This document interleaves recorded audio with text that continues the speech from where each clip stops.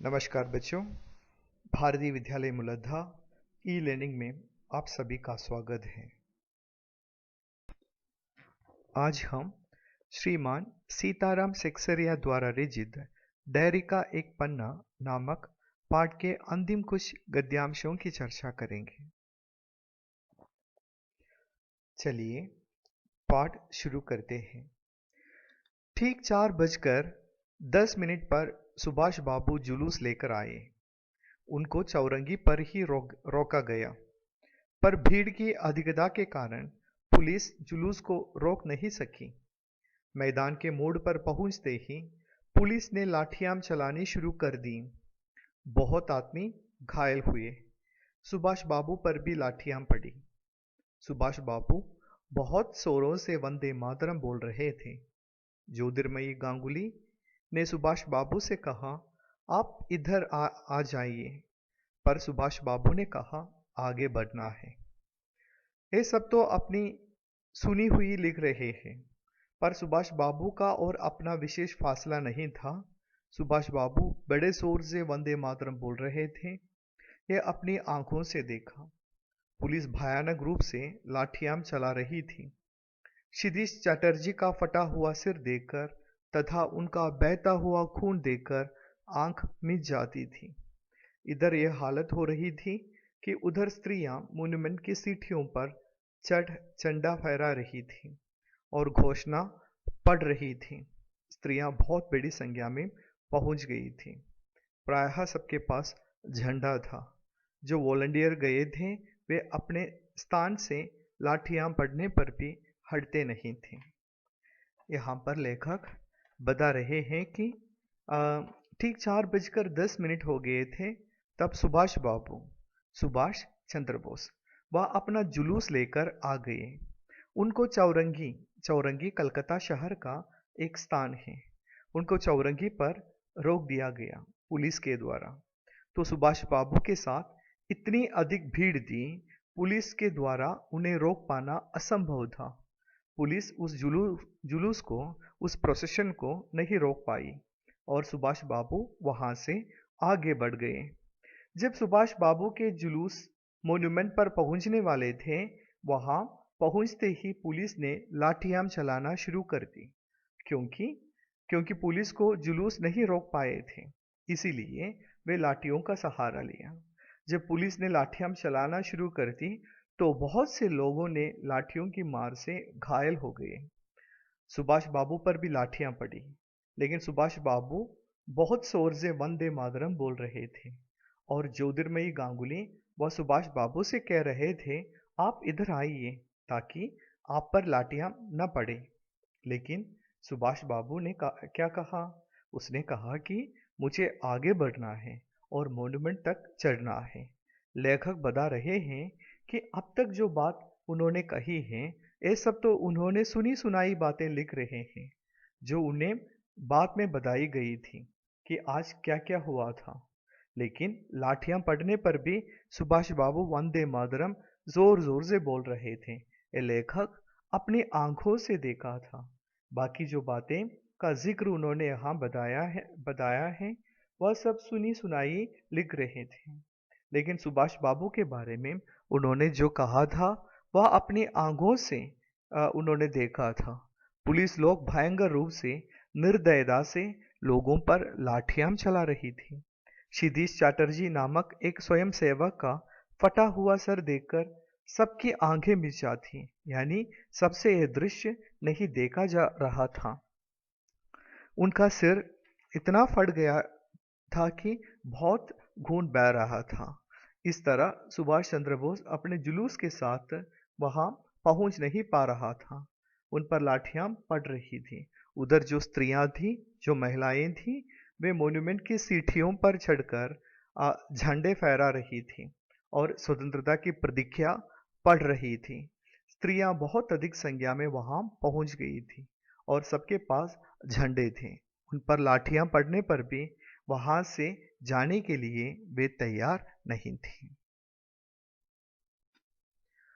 सुभाष बाबू को पकड़ लिया गया और गाड़ी में बैठाकर लाल बाजार लॉकअप में भेज दिया गया। कुछ देर बाद ही स्त्रियां जुलूस बनाकर वहां से चली। साथ में बहुत बड़ी भीड़ इकट्ठी हो गई। बीच में पुलिस कुछ ठंडी पड़ी थी। उसने फिर ठंडे चलाना शुरू कर दिए। अब की बार भीड़ ज्यादा होने के कारण बहुत आदमी घायल हुए। धर्मतल्ले के मोड़ पर आकर जुलूस टूट गया और करीब 50-60 स्त्रियां वही मोड़ पर बैठ गई। पुलिस ने उनको पकड़ाकर लाल बाजार भेज दिया। स्त्रियों का एक भाग आगे बढ़ा जिसका नेतृत्व विमल प्रतिभा कर रही थी। उनको बहु बाजार के मोड़ पर रोका गया और वे वही मोड़ पर बैठ गई। आसपास बहुत बड़ी भीड़ इकट्ठी हो गई जिस पर पुलिस बीच बीच में लाठी चलाती थी। तो वहां से सुभाष बाबू को पुलिस ने पकड़ लिया। उसे गाड़ी में बिठाकर लाल बाजार लॉकअप में भेज दिया। उसके कुछ देर बाद स्त्रियों ने झंडा फहराया और प्रतिज्ञा पढ़ ली। तो वहां से स्त्रियां जुलूस बनाकर इकट्ठी हो गई और उनके साथ जन समूह भी, बहुत सारे लोग भी इकट्ठे हो गए। और बीच बीच में पुलिस कुछ ठंडी पड़ गई थी। वे लाठियां नहीं चला रही थी, लेकिन फिर पुलिस ने ठंडे चलाना शुरू कर दिया। तो अब लोगों की संख्या कुछ ज्यादा थी। उसके कारण पुलिस की मारपीट में कई लोग घायल हो गए। धर्मतल्ला धर्मतल्ला कोलकाता का एक प्रसिद्ध जगह है। वहां पर आकर जुलूस टूट गया। जब जुलूस ने टूट गई तब 50-60 स्त्रियां वही मोड़ पर बैठ गई। पुलिस ने उन स्त्रियों को पकड़ लिया और लाल बाजार भेज दिया। और जो स्त्रियां वहां पर थी वे विमला प्रतिभा के नेतृत्व में आगे बढ़ी। उन स्त्रियों को बहु बाजार भी कोलकाता का एक मशहूर जगह है, वहीं पर उनको रोक दिया। और पुलिस किसके द्वारा? पुलिस के द्वारा। जब पुलिस ने उनको रोका, वे स्त्रियां वहीं पर बैठ गई और उन स्त्रियों को देखकर बहुत भीड़ वहीं पर इकट्ठी हो गई थी। उन पर पुलिस लाठियां चला रही थी ताकि वे तितर बितर हो जाए। इस प्रकार करीब पौन घंटे के बाद पुलिस की लारी आई और उनको लाल बाजार ले जाया गया और भी कई आदमियों को पकड़ा गया। ब्रजलाल गोयनका, जो कई दिन से अपने साथ काम कर रहा था और दमदम जेल में भी अपने साथ था, पकड़ा गया। पहले तो वह झंडा लेकर वंदे मातरम बोलता हुआ मॉन्यूमेंट की ओर इतने जोर से दौड़ा कि अपने आप ही गिर पड़ा और उसे एक अंग्रेजी घुड़सवार ने लाठी मारी। फिर पकड़कर कुछ दूर ले जाने के बाद छोड़ दिया। इस पर वह स्त्रियों के जुलूस में शामिल हो गया और वहां पर भी उसको छोड़ दिया। तब वह 200 आदमियों का जुलूस बनाकर लाल बाजार गया और वहां पर गिरफ्तार हो गया। मदालसा भी पकड़ी गई थी। उसे मालूम हुआ कि उसको थाने में भी मारा। तो सब मिलकर 105 स्त्रियां पकड़ी गई थी। बाद में रात को 9 बजे सबको छोड़ दिया गया। कोलकाता में आज तक इतनी स्त्रियां एक साथ गिरफ्तार नहीं की गई थी। करीब 8 बजे खादी भंडार आए तो कांग्रेस ऑफिस से फोन आया कि वहां बहुत आदमी चोट खाकर आए हैं और कईयों की हालत संगीन है, तो उनके लिए गाड़ी चाहिए। जानकी देवी के साथ वहां गए। बहुत लोगों को चोट लगी हुई थी। डॉक्टर दासगुप्ता उनकी देखरेख तथा फोटो उतरवा रहे थे। उस समय तक 67 आदमी वहां आ चुके थे। बाद में 103 तक आ पहुंचे। यहाँ पर लेखक बता रहे हैं कि अब जो स्त्रियां लाल बाजार के मोड़ पर बैठी हुई थी, उन स्त्रियों को लॉकअप में ले जाने के लिए पौन घंटे के बाद पुलिस की एक गाड़ी आई। उनको लाल बाजार ले जाया गया। उन स्त्रियों के साथ कई आदमियों को भी गिरफ्तार कर दिया गया जो वहां इकट्ठे हुए थे। ब्रजलाल गोयनका एक कार्यकर्ता थे। वे कई दिनों से लेखक के साथ काम कर रहे थे और जब लेखक दमदम जेल में था तब वह भी लेखक के साथ जेल में था। उन्हें भी पुलिस द्वारा पकड़ लिया गया। वह झंडा लेकर वंदे मातरम बोलते हुए इतने जोर से मॉन्यूमेंट की तरफ दौड़ा कि वह अपने आप गिर पड़ा। तब उसके ऊपर एक अंग्रेज घुड़सवार ने लाठी मारी और फिर पकड़कर कुछ दूर ले जाकर उन्हें छोड़ा। तो इतना होने पर भी वह महिलाओं के साथ मिलकर जुलूस में शामिल हो गए और वहां पर भी उनको छोड़ दिया गया। उसके बाद भी उन्होंने हार नहीं मानी।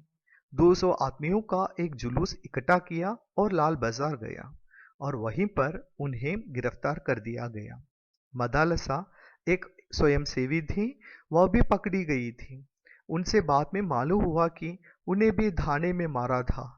इन सभी बातों से मालूम पड़ती है कि पुलिस कितनी क्रूर थी। वह स्त्रियों को भी नहीं छोड़ी थी। सब मिलकर 105 स्त्रियां पकड़ी गई थीं। बाद में 9 बजे सबको छोड़ दिया गया।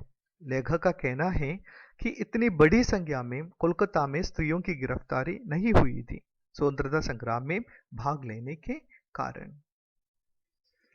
8 बजे जब लेखक गांधी भंडार आए, वहां पर कांग्रेस ऑफिस से फोन आया कि वहां कांग्रेस ऑफिस के पास बहुत सारे लोग चोट खाकर आए हैं और कई लोगों की हालत संगीन है। वे लोग खतरनाक स्थिति में हैं। उनको अस्पताल ले जाने के लिए गाड़ी की जरूरत है। लेखक तुरंत जानकी देवी के साथ वहां पहुंच गए। वहां बहुत सारे लोग पहुंच गए थे। उन सभी लोगों को डॉक्टर की जरूरत थी। डॉक्टर दास गुप्ता लोगों का देखरेख कर रहे थे, साथ फोटो भी उतरवा रहे थे। उस समय वहां पर चिकित्सा के लिए जो लोग आए हुए थे उनकी संख्या 67 थी। बाद में मालूम हुआ कि 103 लोग वहां पहुंच गए थे।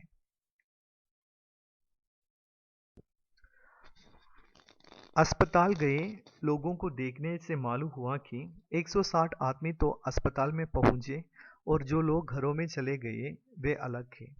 इस प्रकार 200 घायल जरूर हुए हैं। पकड़े गए आदमियों की संख्या का पता नहीं चला, पर लाल बाजार के लॉकअप में स्त्रियों की संख्या 105 थी। आज तो जो कुछ हुआ वह अपूर्व हुआ है। बंगाल के नाम या कोलकाता के नाम पर कलंक था कि यहाँ काम नहीं हो रहा है। वह आज बहुत अंश में धुल गया और लोग सोचने लग गए कि यहाँ भी बहुत सा काम हो सकता है।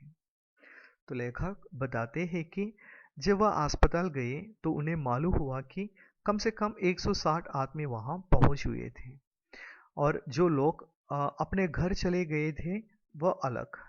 इस प्रकार लेखक अंदाजा लगा रहे हैं कि कम से कम 200 लोग जरूर घायल हुए हैं।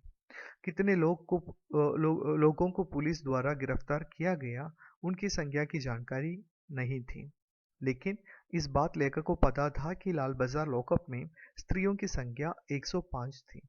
तो एक लॉकअप में 105 स्त्रियां थी, तो सोचिए कितने लोगों को पुलिस ने गिरफ्तार किया होगा।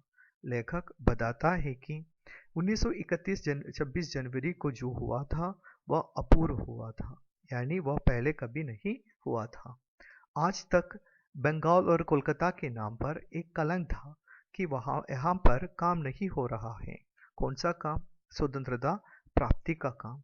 स्वतंत्रता प्राप्ति के लिए कोई काम नहीं हो रहा है, यानी सारे हिंदुस्तान में स्वतंत्रता प्राप्ति के लिए अलग अलग संघर्ष किए जा रहे थे, लेकिन लोग मानते थे कि कोलकाता में कोई संघर्ष नहीं हो रहा है। ये कोलकाता के ऊपर एक कलंक था। लेकिन आज 26 जनवरी 1931 को ये कलंक कुछ अंश तक धुल गया था और लोग ये सोचने के लिए मजबूर हो गए कि यहाँ पर भी कुछ, यानी कलकत्ता में भी स्वतंत्रता प्राप्ति के लिए कुछ कर सकता है, लोगों को जागरूक कर सकता है स्वतंत्रता प्राप्ति के लिए और लड़ाई में शामिल हो सकते हैं। ये सब लेखक की डायरी का एक छोटा सा पन्ना था, केवल एक 26 जनवरी की बात थी। आप लोगों को ये सोचना होगा कि हमारे पूर्वजों द्वारा कितना संघर्ष किया गया होगा अपनी स्वतंत्रता प्राप्ति के लिए। आशा करता हूँ कि आपको ये पाठ भाग अच्छे से समझ में आ गया होगा। धन्यवाद।